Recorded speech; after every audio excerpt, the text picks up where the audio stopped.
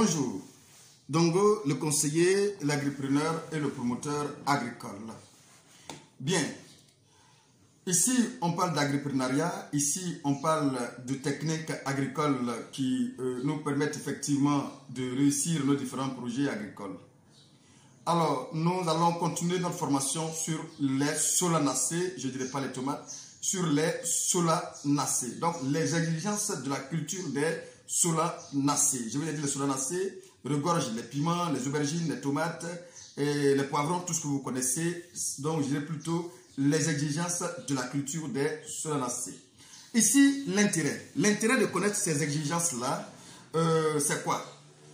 Disposer, ça va nous permettre effectivement de disposer des plantations de solanacées économiquement viables, la possibilité effectivement d'obtenir des rendements optimaux. Après cette formation, vous devrez avoir la capacité de vraiment de réussir et de sortir les meilleures productivités, la meilleure production possible. La facilité aussi effectivement des activités d'entretien et de vente de votre production. Il y a aussi la facilité de gestion de la main-d'œuvre et la facilité de maîtrise effectivement des techniques de culture pour réussir les cultures de solanacées. Alors, l'objectif. Notre objectif, l'objectif de cette vidéo, de cette formation, c'est d'améliorer vos connaissances, bien évidemment, sur les exigences climatiques pour la création d'une plantation de solanacées, améliorer aussi effectivement vos connaissances sur les exigences liées au sol pour la création d'une plantation de solanacées, améliorer vos connaissances sur les exigences liées effectivement au matériel végétal pour la création de, bien évidemment, de toute plantation de solanacées, améliorer bien évidemment vos connaissances effectivement sur les exigences liées au choix de site de la création de votre plantation de solanacées. Voilà, donc c'est un peu les raisons effectivement pour lesquelles vous devrez rester côté, concentrer, prendre des notes effectivement pour mieux comprendre et effectivement les appliquer.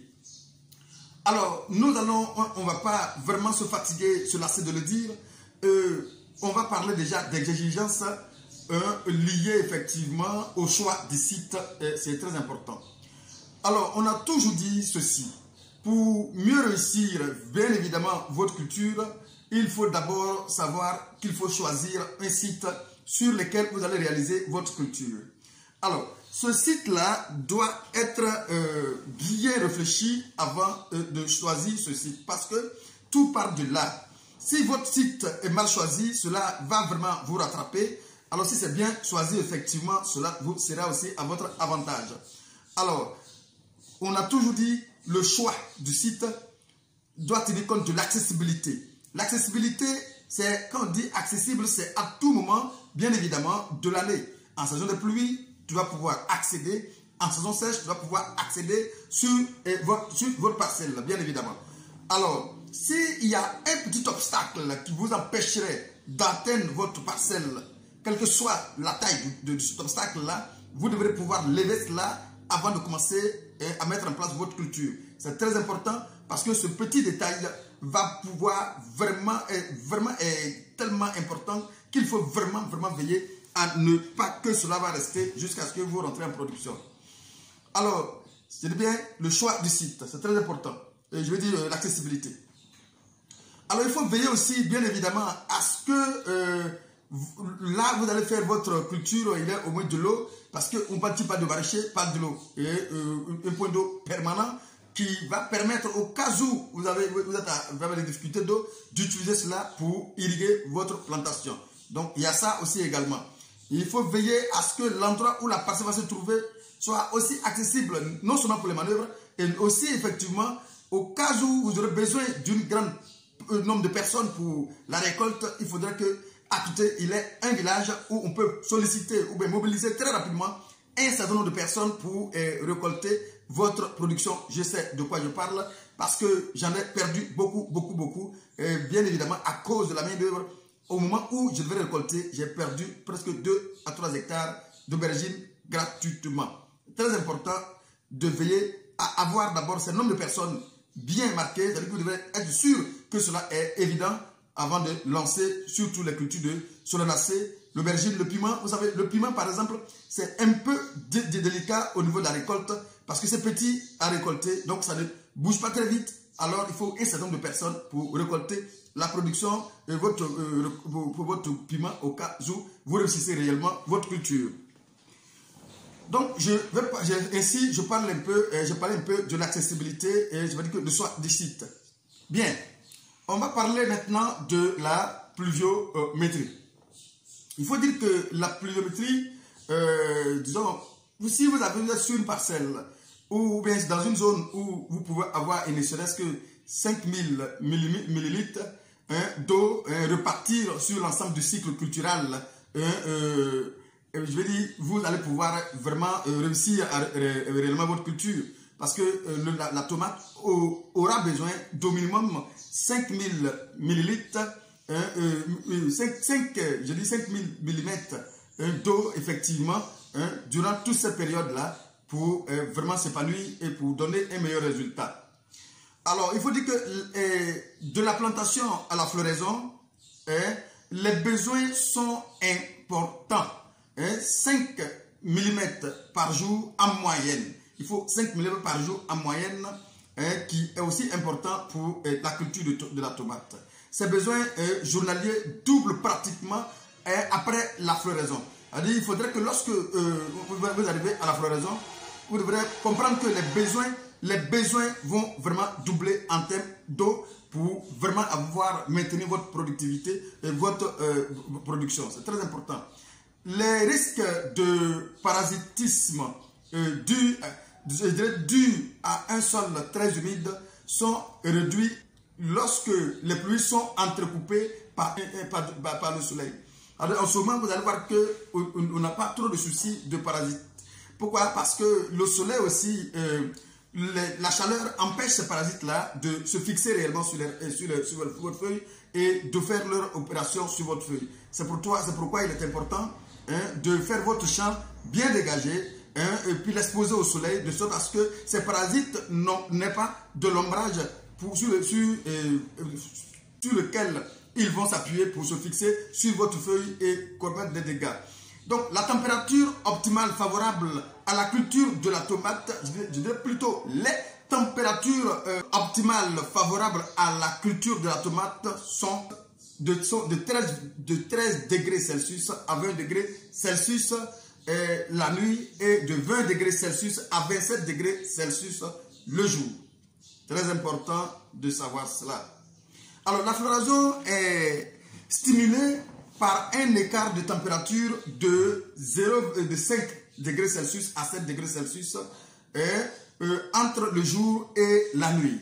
Le climat avec une saison sèche marquée permet effectivement d'obtenir des résultats vraiment performants. C'est très très important. Alors les très fortes températures et les longues saisons sèches sont défavorables bien évidemment à la culture de la tomate, sauf si vous avez un système d'irrigation très performant qui va permettre d'irriguer convenablement votre culture. Alors, on va parler maintenant des exigences liées au sol.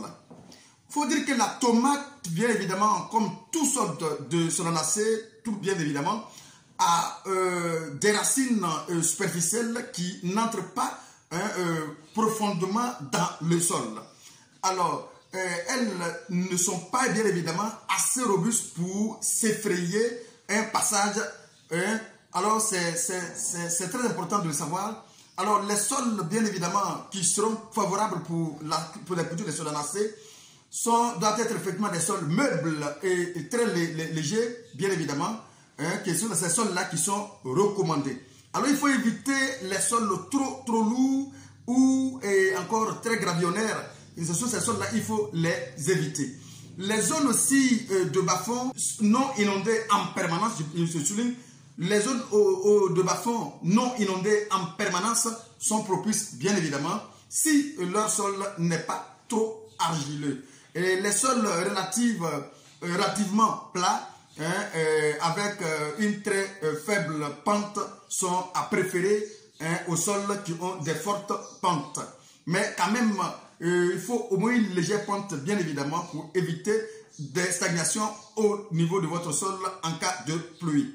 L'existence de pentes trop fortes, bien évidemment, peut conduire à la formation de zones d'érosion, ce que j'appelle ravinant, des zones d'érosion ravinantes lors de la préparation de votre parcelle, de votre terrain. La présence, je dirais, d'éléments grossiers peut constituer un obstacle physique à une bonne implantation du système racinaire. Alors notez bien, les sols à éviter sont les sols trop sableux, les sols trop argileux, les sols trop gravillonneurs, et les sols de terrain marécageux avec de l'eau en permanence sont à vraiment éviter. Bien, on va parler des exigences au niveau du matériel végétal. Alors, les variétés de tomates choisies doivent être des variétés sélectionnées et certifiées. Voilà, c'est très important. Et les variétés doivent provenir d'une structure sérieuse, reconnue par les institutions de votre pays. Alors, les plantes à repiquer doivent être issues, bien évidemment, d'une pépinière qui remplit les critères de la mise en place d'une pépinière bien effectuée, bien protégée, c'est-à-dire une pépinière bien protégée. Alors, il faut savoir une chose qui est soulignée ici au niveau de l'exigence au niveau du site, de l'emplacement de votre site. Le terrain à planter doit obligatoirement être à une distance vraiment raisonnable d'une route principale d'environ entre 10 à 30 km. Au-delà de 50 km d'une grande ville, afin de réduire les coûts, bien évidemment, de transport. Parce que si votre terrain va au-delà de 10 km de la voie principale et que les saisons pluvieuses, vous allez prendre une kia d'abord pour faire sortir vos marchandises sur la grande voie avant de charger le gros camion, vos camions pour faire partir, ça va faire des coûts supplémentaires. Donc il faut que ça soit plus proche, bien évidemment, et accessible bien sûr d'une grande voie, la voie principale, pour éviter de faire des dépenses supplémentaires. Voici ce qu'on peut ajouter sur les exigences liées bien évidemment au choix du site. Alors nous allons nous arrêter là pour aujourd'hui et nous allons continuer la suite sur la formation au niveau des solanacées. Tout à l'heure pour la suite à bientôt pour la suite de la formation sur les solanacées.